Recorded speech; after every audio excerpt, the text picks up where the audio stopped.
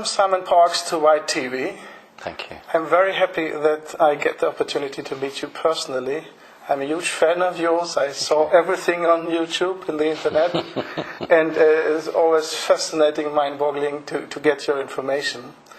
And I was flabbergasted that you also know about mind control, which is one of White TV's main topics, the banking reform and the mind control. And when I started White TV, I said banking is the most important. Then all those TIs, the target individuals, came to me and said, please take it up. Nobody does. And I thought it is worse to be a slave under mind control than to be a slave under the banks, only an interest slave. Because if you pay interest, you're still a human. But when mind control is too much, then you leave that level, and that's not good. And I see that there had been a change in the technology. In earlier times, even Egypt and so on, they made horrible torture, especially to children, so that they compartmentalize the mind. Then they have a kind of hypnosis and trigger words, and so they can steer. And nowadays, they don't need that any longer. They have implants and beam scalar waves to the implants and the commandos, or they have your blood, your DNA, which is an antenna for scalar waves, beaming, sending and receiving, and then they make it that way. And there I saw that you are talking about etheric implants also. So could you brief us a little bit about the world of the implants? Okay, I will just... I agree with everything you've said, Henning. Everything you said is correct. But in the high-end families on this planet, the physical torture is still used because it is seen as part of the bloodline tradition. So much of my work is taken up with working with people who have had that physical torture, as you said, to create multiple personalities, suicide programs, then demonic attachments. So although it may seem barbaric in terms of the new technology, it is seen as the right and proper traditional method. The advanced technologies you refer to are for blanket control. Yes, you can bring the beam in to focus on one particular target or one particular individual, but the whole object of that was actually to widen the beam to control groups of people in different parts of the world at the same time, or to control population centers.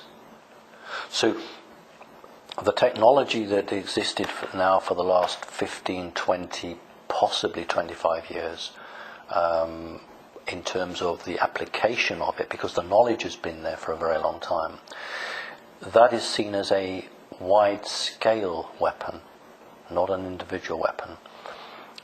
Because most high-end people, whether they're in the banking industry or in the political line, have had physical torture done to them, but the implants are placed in there to always bring them back should they start to stray. So with the implants, there are two sorts of implants, physical and non-physical. Within the physical, there are two types, human created and alien created.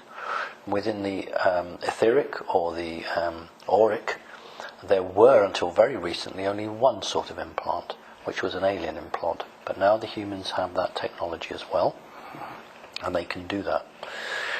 Not all implants are harmful. I have many people who come to me and ask for an implant to be taken out. But before I'll do that, I need to check that it's a harmful implant. Interesting. Because there may be a person has a heart condition and some force has placed an implant to make sure they don't die. There are other implants which are not good, but we have to always make sure before we decide to take something out that it's actually going to be the right thing to do. Dr. Lear was a very well-known surgeon who removed physical implants. And I don't know the method that he used in terms of deciding whether one was good or bad, but certainly these were small black objects, smaller than a grain of rice. I always talk about grain of rice. They're actually smaller than a grain of rice. And what they do is they grow DNA tissue from the person around it, so that when that is placed into the individual, the body doesn't reject it. And gives energy to it. Well, what it does is it grows connections and neurons through the DNA material to physically touch the metal part of the implant, so that the implant then has connection via to the spinal cord, wherever it's placed. You see, you can't just put an implant into somebody. There has to be what they call an interface between the implant and the individual. So the body of the individual, it's the law of the universe. The body has to accept it. So it grows. Right. I have a shop. This is how universal law works. If I have a shop and I sell things, I could stand outside the shop and shout that I've got an orange for sale. But it's much better if you knock on the door and come in and say, I'd like to buy an orange. So what happens is the body grows the neurons through and connects to the implant, so that in the universal law, it's, the body came to the implant, so the body wants the implant. It's very much like people often say to me, why don't the good aliens throw the bad aliens off? Why don't they throw the bad people off?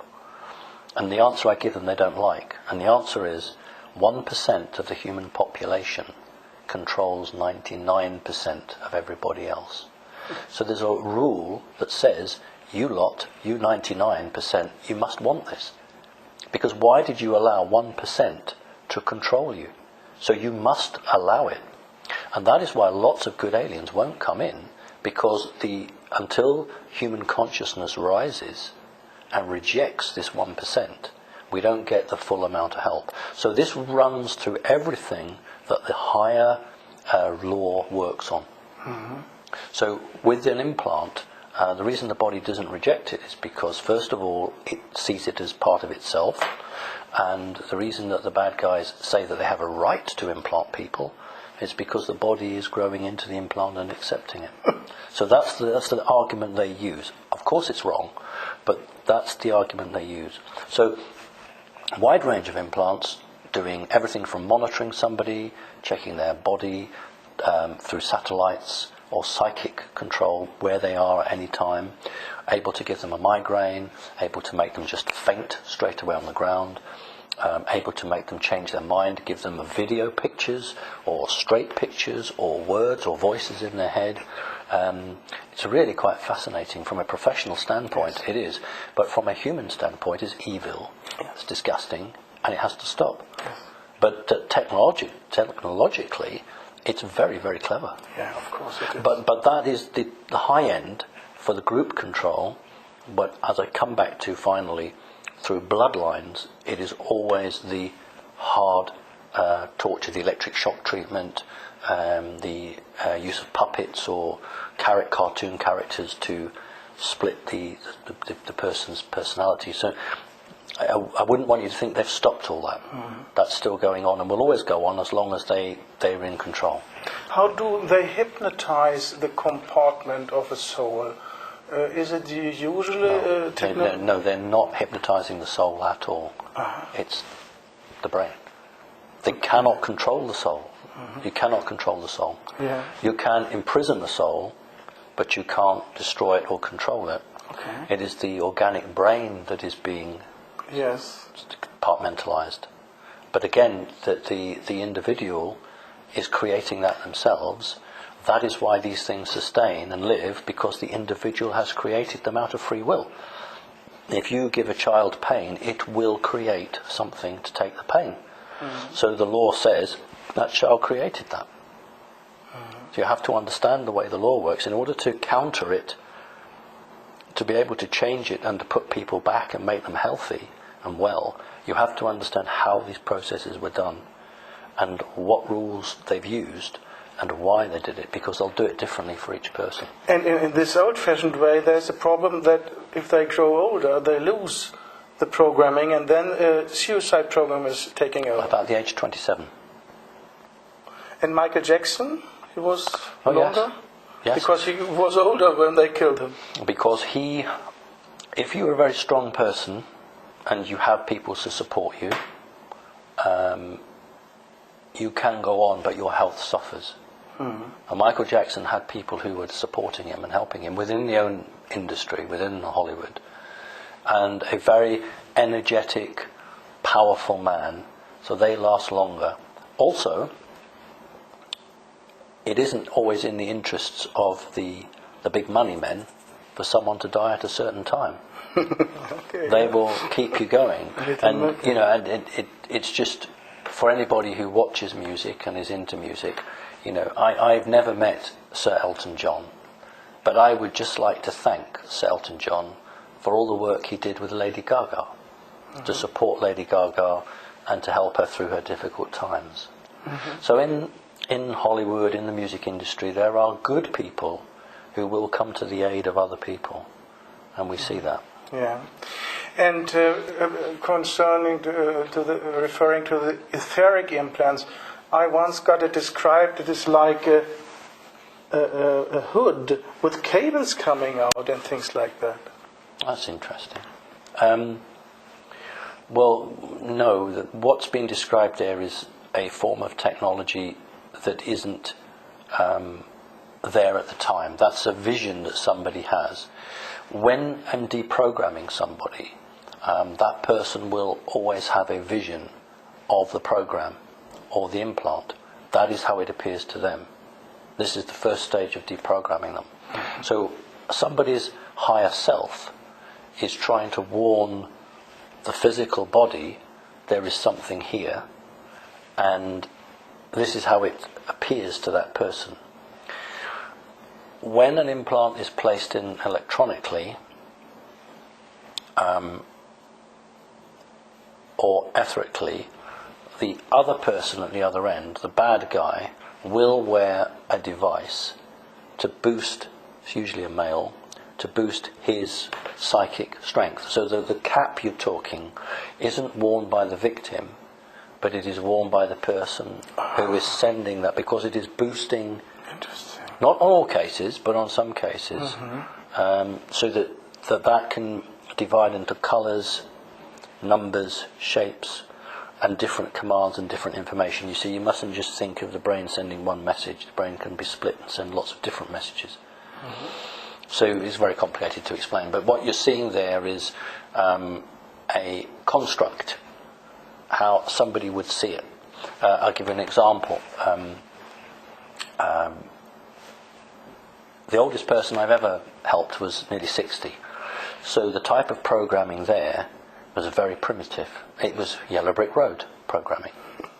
But the youngest person I ever saw was 16 years old. So here the programming is far more advanced. And in this case, there were traps laid for people like me. Because back 40, 50 years ago, they didn't expect anybody would be able to deprogram, so they never put booby traps in.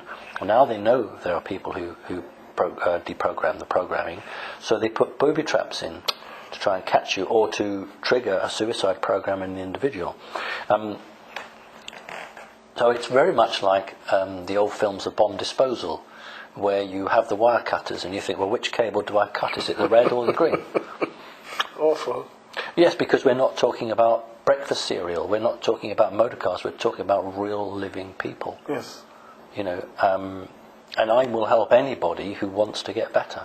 I got a lot of criticism for helping somebody who was linked to the Rothschilds. Why not? But when that person was a young girl, she never asked to be tortured. Yeah. So I'm doing it because this is a human being. Sure. And, you know, so again, there's a lot of people I think out there on the internet who just really don't understand what goes on. Yes. And I think they would actually run out of the room being physically sick if they actually knew what goes on. I get every day emails, letters, phone calls from TIs all over the world, and they ask, can you take a new scanning session? I want to know, do I have an implant or not? Can you explain how we can detect or scan them? Well, you have to be a psychic person. There's a difference between being spiritual and psychic. If you're a psychic person, you will be able to detect, in most cases, the implants, but not always. And one type of implant may not be spotted by a person. You see, I have a vision. I'm not a wealthy man. I have a vision. I would love to have a holistic centre, to run a centre where you have a group of people, because one person scanning somebody may not pick that up, but I would have someone sit in the middle and you have 6 people around them. You see, and you are looking at the quadrants, each different sides, because one person who's psychic will be very different from the following person, and your own makeup, the own way your brain works, mean that you will detect some things that others won't. So if you sat someone in the middle and you had 6 people around them, at least 2 to 3 of them would pick up the whole pattern. But often you see it's very hard to get it, so you'll go to one person and the person will do a reading and they'll say, no, you haven't got any, or yes, you've got one, but maybe they've missed some. So it's not a foolproof answer.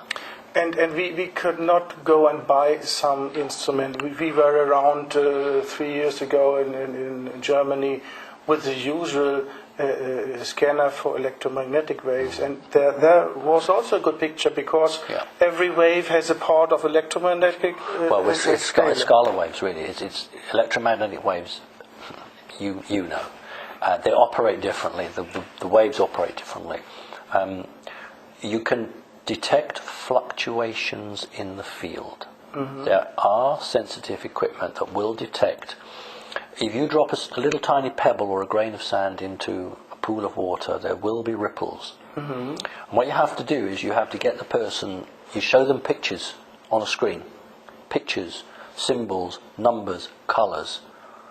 And then depending on the history of that person, I would have to talk with that person for a while, then use trigger words, and that would activate the chip or the implant, and then it would disturb the field very slightly. So that then would appear on an electromagnetic or a very high intensity photograph. You would actually see it, not it, but the disturbance. Here in Great Britain, they have a guy, I think it's Mike Oldfield or that name. He has a PEP camera. There is an improvement of the Kirlian photography from the aura, and this camera photographs, it's a moving video camera, the aura in a very special and high way. Do you know whether with that instrument one could detect it? Yes, but you would have to try to activate the implant so that it would show itself. Because these things are also very stealthy. So if you make it activate, it's a bit like a submarine. If it sends a message, then you can detect it. But if it's just silently running, you don't get it. So it's the same principle. Every so often, a technology is made, and then you have to catch up with it. Both sides try to outthink the other. Professor Meyer, the new Tesla, said it is so difficult to scan scalar waves because they do not have open field lines. Yes. It is a closed system. Yes. Do you know about one scanner for scalar waves? But the point is, you see, that, if I may say so, you're making the same mistake. You're looking for technology to give you the answer. These things are used from technology, but they are also placed by psychic ability. So you will detect and you will remove them psychically. Because if you were to bathe that person's auric field in enough energy to fry, for want of a better word, that device, you will actually harm the individual. You can't do that. Also important information. You can't do that. One of the ways that you'll find this interesting, I think. Humans also implant people, okay, but not bad humans. Let us say that you were going to be taken by the reptilians. I want to know about them, so I might implant you because I want to know about the reptilians. I'm not a bad person. But what they do is they make all humans, the very first time a human is taken off-world, physically or etherically. If they're physical, they make them take their clothes off. And they walk past a bank of crystals. And some of these crystals are 5 meters tall. Beautiful, beautiful pyramid crystals. And I don't know how they're connected, but they make the humans walk past the crystals, and then the screen, there's a separate room, and the screen shows if they have implants. So they have the technology to find both sorts of implants. So it obviously exists, but it is one of the technologies that they're not willing to share with the humans. I found out that homeopathic gold is giving a quite good shield. Yes. And I also had to find out in some cases they have a technology to overrule this shield. Do you know a little bit more what they do there and how we can... It actually is to do with the individual. If the individual is incredibly psychic, you use what you're calling homeopathic gold. I'll call it silver gold or white gold. That's my term for it. Then it is possible for that individual to remove that. They can actually do that. Now it gives a blanketing protection.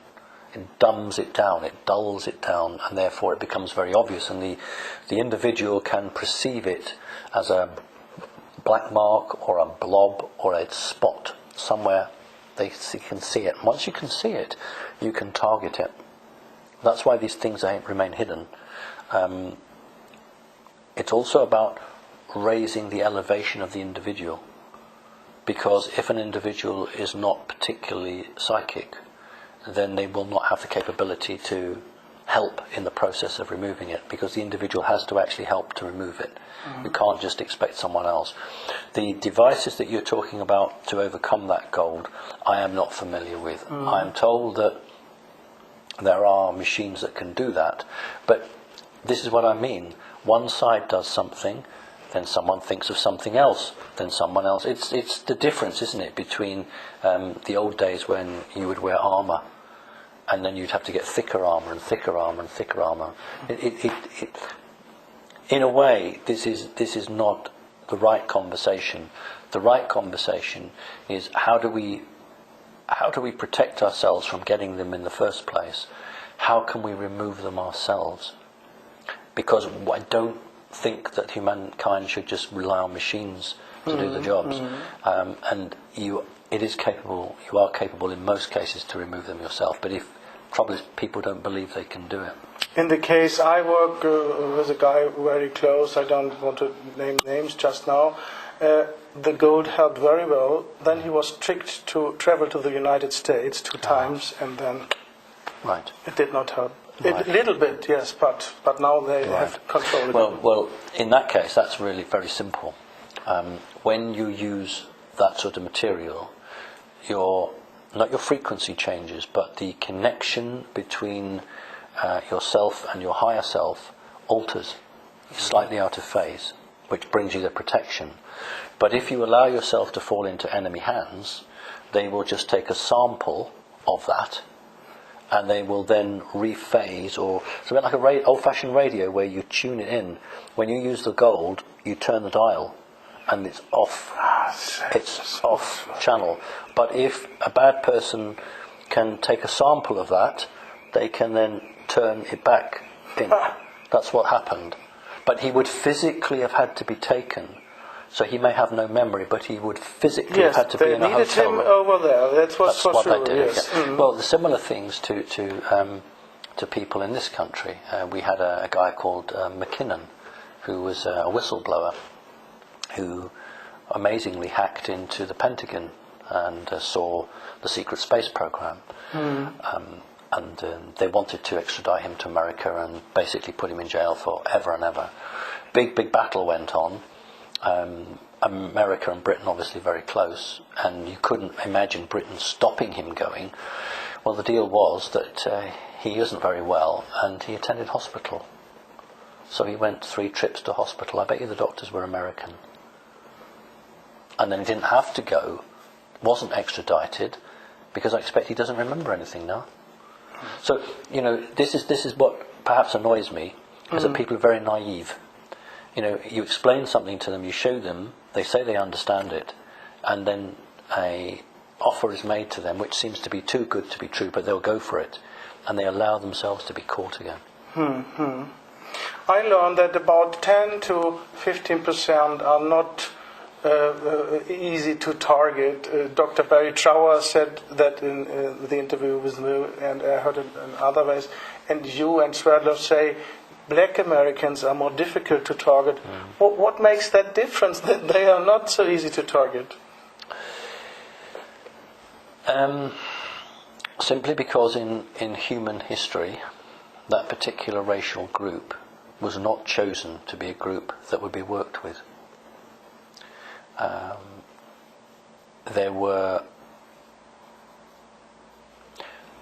The Draconis reptilians are white-skinned, and to them the colour white is the most important thing.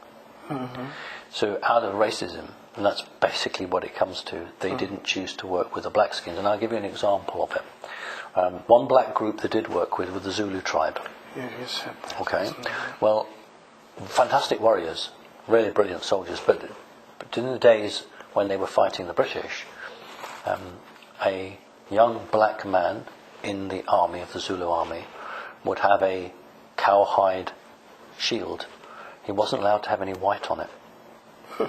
If he was successful in battle, he went back to his elders, and he could then take another skin from a cow with a little bit of white on it, and he showed the elders and said, "Is that all right? Is it too much white?" And if they said that's all right, ultimately, if he survived, he would end up with a white shield. Why would black people want a white shield? Why would you do that? It's because it's been taught to them. And Creda Mutwa, very, very eloquent gentleman, talked very clearly about the reptilian culture. So the Zulus were interacted with, but purely from a military perspective. And you see the ceremony and the ritual. The Zulus have something called washing of the spears. After a battle, you wade out into the river up to your thighs, and you wash your spears, your assegai, in the water. Very, very ritualistic. So it's not true to say that black people are not acted with, but it is true to say that the switch that was placed in all white or European genetics was not placed in them. This is a switch that allows an alien to take control of a human's mind. That is why all genuine contactees, abductees, experiencers never report an alien has a gun. Why do aliens not have guns? Because they don't need them, because they can just switch you off. But they can't do it with black people very easily. They can do it with some, but it's very hard work for them. And you said once the blue light the police is using has to do with that. Yes. I have a recollection of 1963, so I would have been 3.5 years old. And I saw an alien creature hold his wand up to me, and I described the end as a crystal with the facets, and each facet lit up in a clockwise, so boom, boom, boom, boom, boom, boom, boom, boom, boom. And when it had come right round, blue light out, boom, and I felt I was floating out of the room. That's why the police and the ambulance, all forces use the blue light, because if you have a blue light being flashed behind you, you start to make decisions that are not normal. So that is why in America the police just sit back and wait for the person to crash the car. And I have heard that if you imagine purple light, then that is a kind of shield. Yes, because it's a higher frequency than blue. So simple. Yeah. Yeah. And how can we solve the problem with mind control? How can we liberate the planet? Besides, there are obviously stations on the moon and the Saturn rings that are also making mass mind control here on the planet. I think it's all part of the consciousness rise. I think that I believe that when human consciousness rises to a very high level, it won't be possible to mind control people because they change their reality. And also a lot of these elite power structures will have to go They'll either physically be pulled down. Literally, there will be riots on the street. It will happen. But I think in most cases people just quietly pack their bags and leave. Yeah. And one important question on the technology. I found out they love to use the cell phone technology to piggyback on the cell phone, which is also using a lot of scalar waves, especially close to the antennas, to piggyback their mind control programs. Could you confirm that? Yes, that's why major cities have had these little aerials, these little antennas that have been placed in shopping centres, in major towns. If you are a small town, they're not bothered. But if you're a major conurbation, they are. You can... piggybacking is one word, but there's a better word, which is subduction. In other words, the carrier wave, the legitimate telephone wave, these things don't just sit on the top.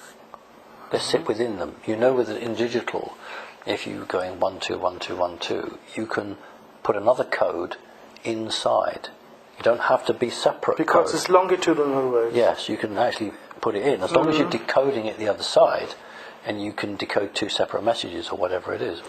So it doesn't piggyback it in that sense. It piggybacks it because it gives it the energy to follow. It gives it the route way. It's like taking a stick and dropping it on a river, and the river, as you watch the stick, the river takes the stick out. So it gives it that route.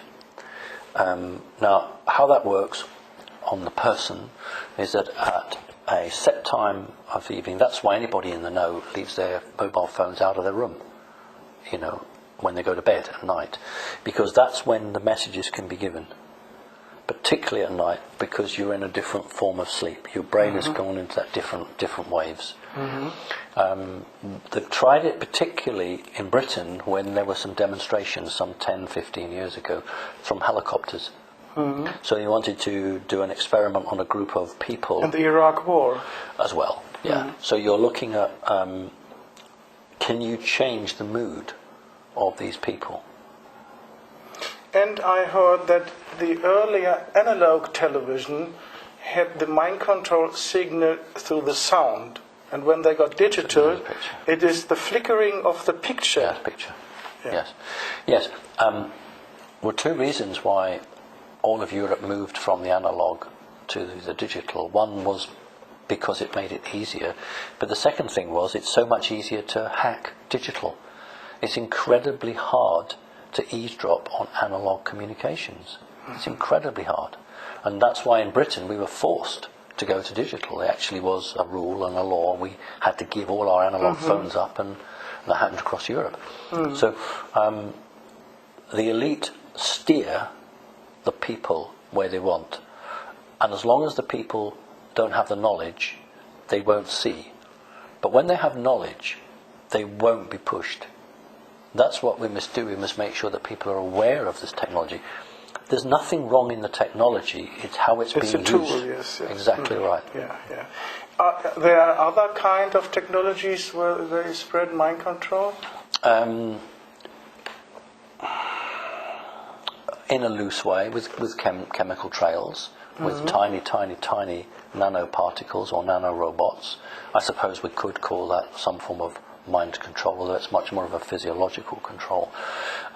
What you can do is if you put a nanorobots into an individual and you can send an electromagnetic through a scalar wave, because you can mix them, I know you will have read about that, you can mix the two so you get pulses. You can activate different robots or different implants in an individual. So if you have a Prime Minister and you have a very important bill in legislation to be signed into Parliament, you could influence that individual on what to do. That's how advanced it is. How do the Morgellons come in here? Because a lot of TIs complain about Morgellons, that is artificial structures in the skin and itching and... Well, they can grow. The body will grow that. If you send a code, if you send a DNA code into an individual, it will grow that. I forget the Japanese gentleman who did the experiments with ice crystals and water. Moto. Well, this is not... He's dead now, unfortunately. This is not dissimilar, because crystalline structure or a shape can be grown from molecules, from tiny, tiny bits. It will grow. The body will grow that. They're not grafted in. You can send a message for very tiny things in the body to join and send a message, a DNA program, to create something. So you can actually, a living creature can be programmed physically, not just mentally. So you could technically grow another finger, because you would send that information to the body, and you would override the genome that says you should have 4 and a thumb, and you say, no, that's not right, you need another one here. Oh yes, I do, and it will grow one. That's perfectly normal. And what's the purpose of the Morgellons? To operate, or to have portals or areas where others can connect to. Portals? Small ones, but where you can connect to. Does that make sense to you from there? Yes, yes. It's interesting, because I thought it was to test artificial intelligence and robotization of humans. Well, it is. That's the end game. That is the end game. Yeah. But in order to get there, you need to access that person directly from wherever. And the chemtrails, are they connected to the HARP system and prolonging radar beams for mind control? They are connected to the HARP system in the sense that by altering the weather, you can maintain higher pressure and maintain some of those elements in the higher atmosphere. They would fall down naturally over time. So you use HARP to push them up. One of the original points of the chemtrails wasn't to kill off the human race. I suppose I should say that an ET, an extraterrestrial, is somebody who comes here in real time. In other words, he or she jumps in a spaceship and it may take them 20 years to get here. That is an ET, extraterrestrial. But somebody who goes into a portal and it takes them 3 seconds to get here, that is an extra-dimensional entity. Well, in 1944, the Americans and the British bombed the Ruhr, and they decided to try and confuse the German radar by dropping strips of aluminum foil, tin foil, and it's called Operation Window, and it worked. Well, a lot of the chemtrails contain tiny, tiny, tiny, tiny pieces of aluminum foil. When an alien spacecraft materializes in our dimension from any other dimension, it creates a ripple effect in these tiny pieces of aluminum react, and that shows on a radar. Because when a spaceship comes into the 3rd dimension in an atmosphere without that, the radar won't show that. It'll be in infrared as well. But with the aluminum foil, it creates a ripple on that bit. So that was the main reason they were doing that. Then they decided to put bacteria in there and viruses in there. And nanoships. Yes, that's the last one. And that's why when people sometimes find a gooey substance, that's the nutrients that these things are living in. It's to protect them. And you were ejected out. Many of them die, so that was to protect them. Yeah, the nano stuff is the latest. That's within the last maybe 7 years. Yeah. And you told us you are living very, very close to something extremely interesting, a 3-phased radar. Right. Yes. What is that, and what's the purpose? Well, the official line is, of course, it's the only 3-phased array in the world. There is no other. It is the only one. Its official purpose is to detect missiles fired by rogue countries, which might be aimed at America, and to launch an interceptor missile and knock them out. That's the official line. I don't believe that for a minute. It has twofold purpose. Again, I need to explain to your listeners that when we talk about radar, most people have an idea of a screen with a white line that goes around and shows the bleeps of the different aircraft. Well, that's not the radar that we're talking about. We're talking about a radar that can produce photographs better than any camera. Oh. So that's what a phased radar does. It sends out energy which bounces back off something and creates a picture. Now, I've been to one of these, was invited and had a tour, and when you go through the main doors, there is a picture of the International Space Station on the wall, and it's about, 2 meters square. It's a big picture, but it's not a picture taken with a camera. It's a picture taken with a radar. So I don't know how many thousands of miles up that was, but it's a beautiful picture. So these phased arrays are capable of taking pictures out in space. They're also capable of detecting any spacecraft, as well as a rocket. But they're also capable of mind control, because the energies can be used. In fact, anybody working on that area must not be more than 3 meters off the ground, because it's dangerous. So you couldn't be cleaning windows. So anything higher than 3 meters, you can't do it. How is that? Well, the base, where the base is positioned with the radar, the energy coming out is so powerful that it would hit you and fry your brain. So and also no airplanes are allowed to fly within 5 kilometers of it. I learned from Tom Bearden, for example, that they need a 2-phased radar array, and that is sufficient to make the mind control. What is the 3rd phase for? To go right around the Earth. Very interesting. Would you like finally to add some important information to the targeted individuals, how they can improve their situation? Well, I'm sure that they're contacting you and you're advising them. I'm happy to work with them as well individually. I have a website, and yes, you have a lot of TIs. Yeah, they can come to me. The problem is that it depends why they have become targeted. This is the answer, because unless you know why they've been targeted, you won't know what the energy is behind that. Because many people will say, well, what's the difference? I'm being targeted, I want it stopped. And that's a natural reaction. But unfortunately, there has to be the preparatory work beforehand.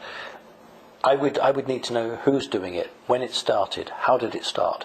And once you understand why, you can begin to track back. So, for instance, you'd remote view back to the people doing it. Are we dealing with Americans, British, Chinese? Who are we dealing with? What sort of people are they? Are they male? Are they female? Why are they doing it? There's all that work that has to be done, because you can't just say, oh yes, take 2 of these tablets and you'll be fine, because they'll just reconnect. You can't break it because they'll be reconnect. So you have to send a message to the people doing it. This individual is no longer your responsibility. You are not allowed to do this anymore. My impression was TIs, when they complain about gang stalking, that they were randomly chosen to train the computers, which mainly making the mind control, to react when people are waking up. Yes, there are lots of war games that are played out. Lots of scenarios and situations. So at the moment, in a physical way, in America, is a big military operation going on called Jade Helm, where they are computer playing out how many American cities could they lose to revolution. And in the same way, an artificial intelligence will say, we will look at a set proportion or percentage of a population in terms of their economic, their intelligence level, their spiritual level, male or female, whether they had what backgrounds they had, and they will do experiments or tests with them to see how easy it is with different people to achieve the same result. Everyone's doing it. There was I can't remember the name of the creature, not a mantis, very well known to the American military. Looks like a mantis but isn't, and has a head very much like a bishop on a chess piece. And it turned up at somebody's doorstep, literally. Not a very important person, someone who didn't earn very much money. And this woman opened the door, saw this creature, and it just stood there. And the individual went and grabbed her phone and took pictures of it. And it stood there for about 5 minutes, literally. This is occurring now because both sides are trying to see where humanity is in terms of its ability to accept or change. So just as the good guys are saying, can you accept me? You're not a special person in the terms you didn't have MI5 family, a very humble background. If I stand in front of you, what are you going to do? And then they'll go back and say, actually, the human race is getting more accepting. We might be on target here. And the bad guys run programs and they say, well, okay, someone between the ages of 35 and 50 is very susceptible to this type of attack. So they've learned that, so they'll use that. That's the in-depth. You see, artificial intelligence goes into many layers. It doesn't just think linearly. It will go into many layers and it will look at that. And you have to understand that. You have to understand what's doing. So that's why I can't work with many people, because it's so demanding. I may only work with maybe 25 people a year. Yeah. But I can't, unfortunately, say, oh yes, if you all jump in the Tiber River, or you all go into the River Nile, you're all going to be made better. It doesn't work like that. But there are ways of helping people. And the other thing I will just finally say is that a lot of what I do, I don't say openly, because there are many people who would like to know what I do from the evil side, the bad side. Oh, that's what he does. Okay, well, we'll do that for the future. The individuals I work with won't say anything because it's made them better. So, it is a battle. Yes. It is a battle. And ultimately, anybody who's bad, this isn't the place for them. They have to go. Good message. And I don't really care where they go as long as they go. Yeah. We are very grateful for your help and information, Simon. And it was really wonderful to listen to you. Thank you. It's been lovely to see you. The same. And you. Thanks. Good.